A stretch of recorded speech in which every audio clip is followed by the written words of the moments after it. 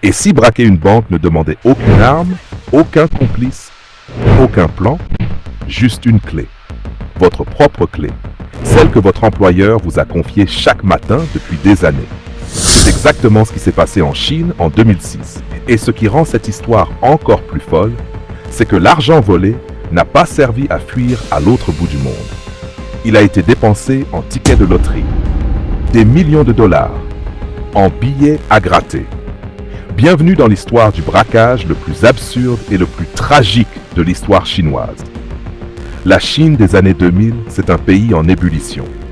Les gratte-ciels poussent comme des champignons, l'économie affiche plus de 10% de croissance annuelle et une classe moyenne émerge à toute vitesse. Mais derrière cette façade étincelante, le pays est déchiré entre deux mondes. D'un côté l'héritage communiste, de l'autre un capitalisme qui avance trop vite pour que tout le monde puisse suivre. Et dans cette fracture, les banques chinoises incarnent parfaitement le paradoxe.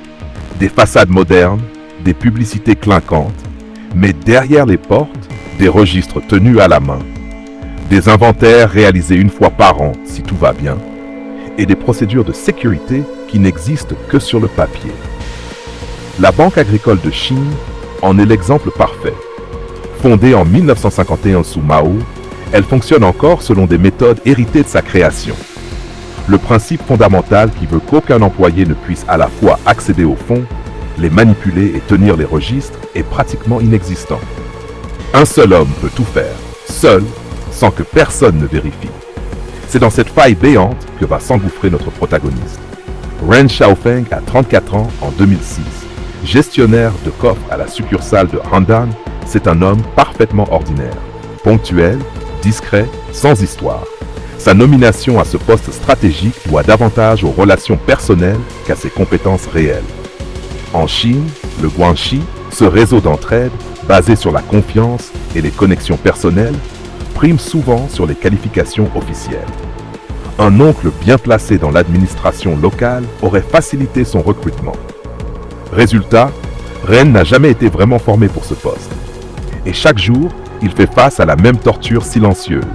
Son salaire mensuel tourne autour de 250 $. Les coffres qu'il gère contiennent des millions. Père de 2 jeunes enfants, il ne peut offrir à sa famille qu'un modeste appartement en location dans une société où posséder un logement est une étape obligatoire de l'accomplissement social. Un sentiment d'échec qui s'installe, s'ancre et ronge doucement ses barrières morales.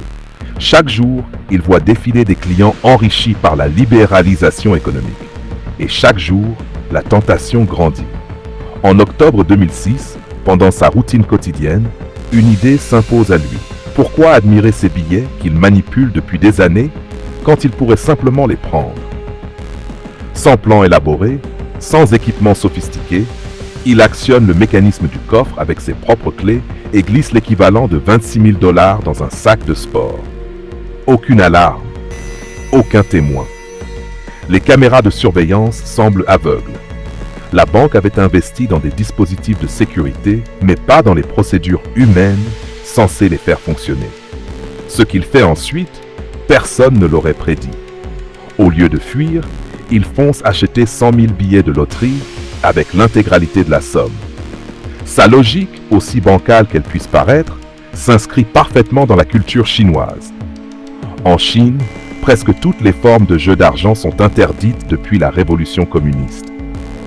Les loteries d'État représentent donc la seule échappatoire légale et, pour des millions de Chinois restés en marge de la prospérité, un ticket représente la seule porte vers un autre destin. Autour de ces billets gravite aussi le Yunqi, cette notion culturelle profonde qui entremêle chance, destin et karma. La chance n'est pas aléatoire, elle peut être influencée, forcée, méritée. Pour Ren, acheter assez de billets, c'est forcer la main du destin. Transformer l'argent volé en fortune sanctifiée par le hasard. Et contre toute attente, le miracle se produit. Ren gagne suffisamment pour rembourser intégralement la somme volée et empocher quelques centaines de dollars de bénéfices.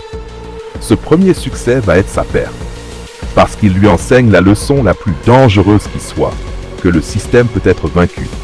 Il recommence. Cette fois à une échelle bien supérieure. Il recrute Ma Changjing, un collègue gestionnaire de coffre. En mars 2007, ils soustraient ensemble l'équivalent de 4,3 millions de dollars en utilisant exactement la même méthode et dépensent tout en billets de loterie. Cette fois, c'est un désastre. Ils perdent tout. Parce que les loteries d'État sont précisément conçues pour que les joueurs perdent entre 40 et 50% de leur mise sur le long terme. La chance initiale de Wren était une anomalie statistique, pas un modèle reproductible. Dans leur désespoir, ils accélèrent leurs achats. Mais dans la petite ville de Handan, deux hommes qui achètent des dizaines de milliers de billets par jour sans même choisir leur numéro ne passent pas inaperçus longtemps. Une troisième opération est planifiée à la hâte.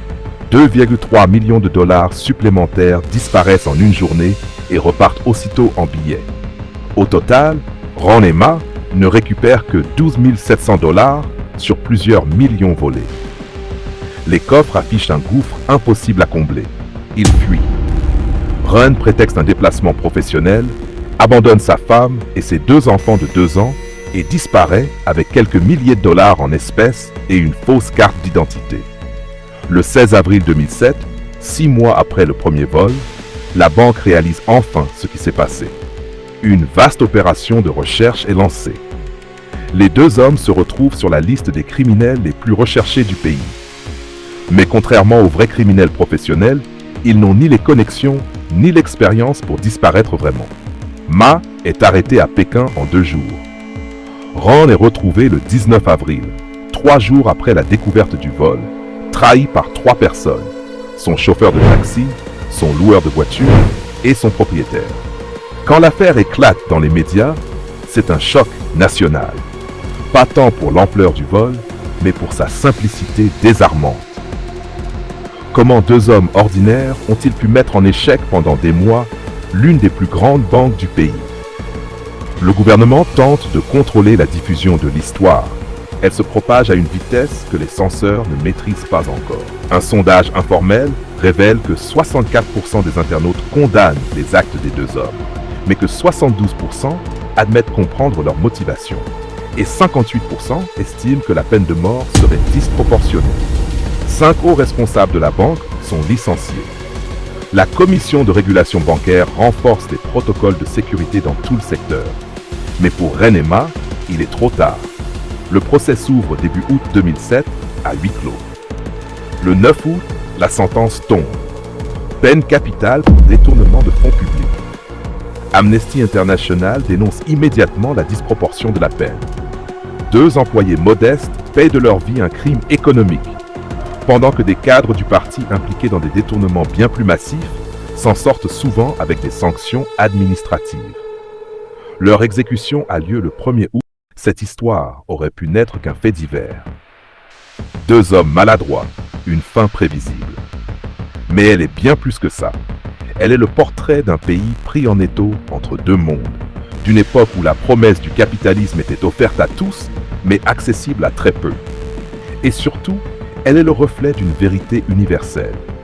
Les grands systèmes ne tombent pas toujours sous les coups des grands criminels. Parfois, ils s'effondrent sous le poids d'un homme ordinaire, d'une clé et d'un rêve de ticket gagnant.